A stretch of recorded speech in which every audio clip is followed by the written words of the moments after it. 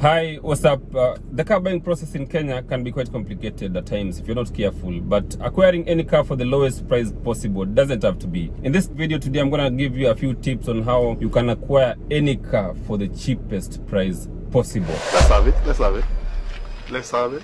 Just before I proceed, I'm Prespa, driven by excellence. I'm all about cars, anything concerning cars, that is local sales and even importation. So kindly do engage us. You can check out our information at www.frespacars.com and view some other informative videos uploaded on our YouTube channel.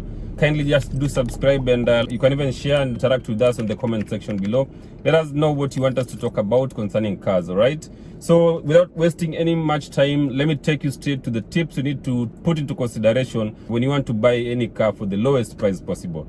Tip number 1, always buy cash. The fastest way to pay your car loan is to not get any car loan at all. If you're in a position to buy a car on cash without having to pay the deposit, please go for the cash offer. By this, you're saving yourself a whole lot of trouble, always having to worry about payment deadlines or even the accrued interest. Also, when bargaining at the showroom, do not disclose your payment plans. Okay, just go asking about the information and seek to know the best price possible that is offered on cash, and then later on you can decide whether you're going for the cash or you want to trade in, or maybe you want to take the higher purchase, which I'm not actually advocating for. If you can take it on cash offer, kindly just go for the cash offer. Tip number 2, do not fall for the good month or bad month narrative that most showrooms use nowadays to, milk more money from you. What do I mean? There's a rule in Kenya that states you are supposed to import cars which are 8 years old, Like right now we are in March 2024. We're supposed to only import cars which are 2017. And that is even what most banks will finance, cars which are 2017 and above. Now, how they do KRA tabulation at the port, these cars depreciate according to how old they are. A 2023 car is almost still new, and when they use the CRSP, that is the current retail selling price of a 0 mileage, to get the current price of that car in the market, this car will depreciate less because it's still new almost, and now you will need to pay more duty at the port.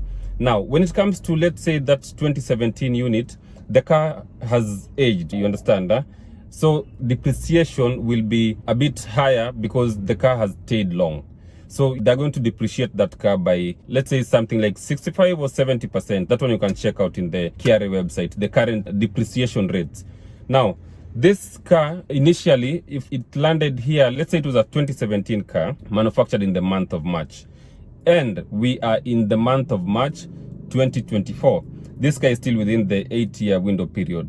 Let's say this car was registered back in 2017 in the month of April, and right now we are in March. Then it means this car has fallen in the year 2018 tabulation. You understand? So it means it has just slipped off by just 1 month, but now that renders it a bad month. Meaning when it comes here, it is supposed to be depreciating less because they purport it's a 2018 car. Just the difference in that 1 month only. That's where the scenario of bad month and good month came. Now, when the car lands here, of course, the importer is going to pay more duty because it has fallen on the bad month.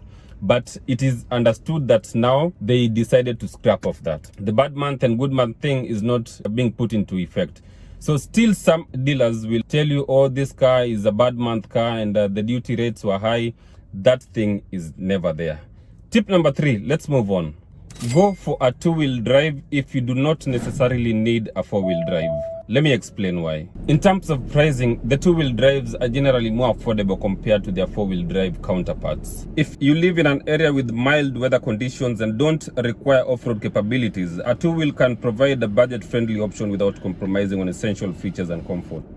And another tip on top of that, if you're man enough and can handle a manual car, you can also go for manual, because these cars nowadays are less popular because people do not really want to struggle driving manual cars. But then again, you can find the prices are a bit friendly. So if you can manage a manual car and the car you're looking for has an option for manual, go for that and you'll save yourself some few coins.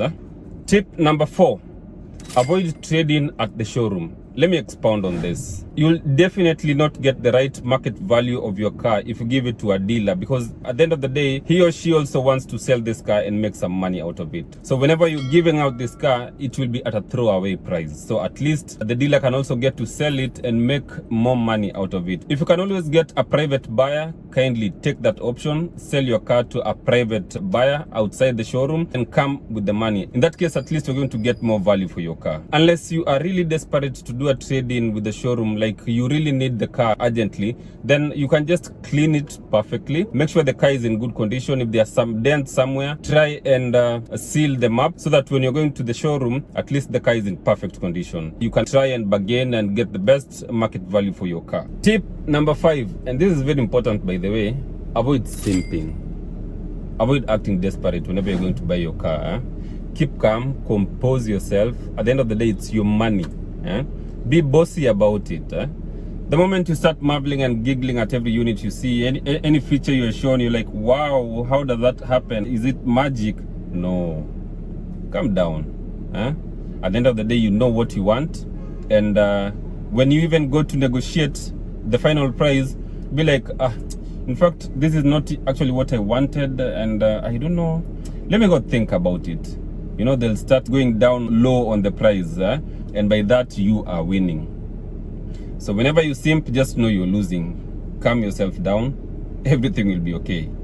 Tip number 6, if you're patient enough, then go for the importation process. That is, find a trusted importer and engage them. There's so many out here, but then again, you know, you always need to get the right information. You can check out our website, www.frisparcars.com, and we can always link you up with the best people you can always trust and have your car imported safely at a relatively lower price as opposed to what you'd otherwise get inside a showroom. The only price you need to pay here is patience, you know, because at times you can find the car is available over there and there's no ship to bring it, so we have to wait. We have to exercise the aspect of, you know, being patient so as to get the best deal and the best unit possible. Right now, moving on to the next one. Whenever you want to buy a car, mostly as a first-time car buyer, you'll check online and type that type of car you want. Let's say Toyota Axio, and then you find of course a bunch of lists with the people providing funny prices, which will lead you to untrusted agents. I'm sorry to bring this up, but now you as a buyer, you want to engage this one, you engage another one, you call that one, you're trying to get the best price, not knowing at the end of the day you are the one who's going to lose, because the minute you engage this one, you engage another person, and then you come down to Mombasa thinking hey, you are not going to meet them. Trust me, all these people that you have engaged, unaenda kuwapata wote pamoja. Now you can imagine the kind of look on your face when you are like, I used him, he gave me information, I used that one, also gave me information. And at the end of the day, you know, all these people pia wako kazi, wako biashara, na lazima utapelekwa mbio sana. So just identify one trusted agent, maybe your guy, you know, and let them help you find a car. At the end of the day, you're going to save yourself a whole lot of trouble of having to, you know, make several laps within Mombasa looking for a unit. I'm sure if you incorporate these tips plus many others, which maybe if you can interact with us at personal level on our social media handles, we'll be able to give you more. You will find yourself buying the best car at the lowest price possible. And that's it for today. I'm Frispa, all about cars. See you in the next one.